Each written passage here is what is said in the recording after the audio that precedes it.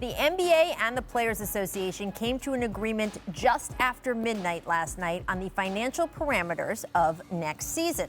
The Board of Governors expected to ratify the agreement today.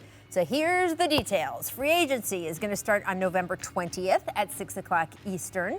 The December 22nd start with a 72-game season now locked in. The salary cap, that's going to be just over $109 million. And it's going to increase between 3 and 10% each season going forward.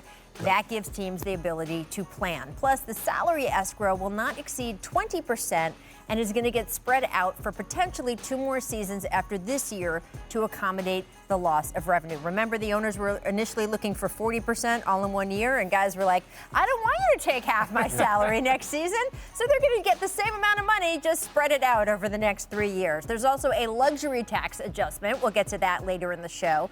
Richard, it's a lot of different pieces here, and some of it seems kind of a little clerical, but this is what makes the NBA work, are all these numbers and dates and things. Yeah, and I think the key thing here is that the Players Association and the league agreed to this. So when everyone's agreeing to it, we understand that there's a give and take, and especially in this situation, when there's been such a crazy year, there is no, we're going to dig our heels into the ground on this moment. It's like, no, look, we all have to come together for a compromise, and Michelle Roberts is one of the best in the business, so she made sure. Adam Silver is one of the best in the business, if not the best commissioner in all of sports. So if they agreed on these parameters, that means that these are fair and balanced. And there's more coming up, right, to agree on. So it's a good sign, to your point. There's so much more to figure out. Yes. Yeah, and this was a tough situation because most of the time when we're talking about labor versus management's trying to get one over, right? Like that's usually the CBA negotiations, I would say, are a little kind of, a little underhanded. But this time it's legitimate. Like there really are massive losses in revenue that are going to affect how we can keep this whole business going. And without fans coming in, that thing is ongoing. And so for them to come to an agreement, and an agreement where I thought the players really made out pretty well for themselves. Rachel, off air, you said they got the smoothing that they refused, 4 years ago when the cap spiked. But I mean, I think that is very important for players. And again, the Steph Currys in the world, the Russell Westbrooks, those guys are fine. We're talking about the Tremont Waters and the Taco Falls and the Javon Carters and guys like that, guys who are literally making their first little bit of money in their life. For them to have 40% withheld, that would have been onerous. Taxes. Before taxes. Before your agent's before cut. any of that stuff.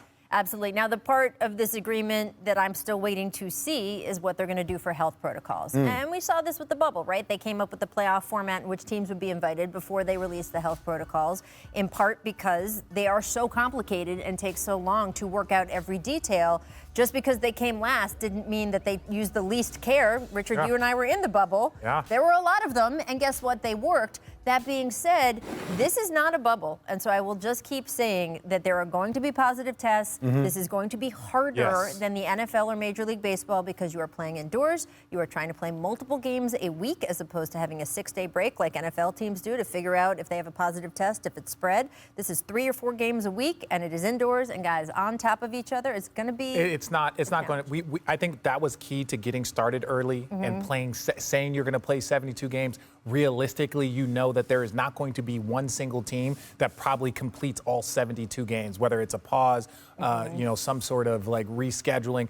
But I think the key is like, hey, if we start early, we try and play 72 games, that'll get us to that magical number of like 60 plus that they probably need to make sure that you need 70 for a lot of the local TV contracts. Exactly. So that gives them some leeway. If you start at 70, then it's going to be difficult. The other thing is they're going to try and make the schedule where in baseball style, you go to a city and you play several games. We're going to talk about that. So, I didn't know that. I didn't know that. Well, see, I've been busy working out. That's the jump. You learn things. He learned right on air. Thanks for watching ESPN on YouTube. For live streaming sports and premium content, subscribe to ESPN+.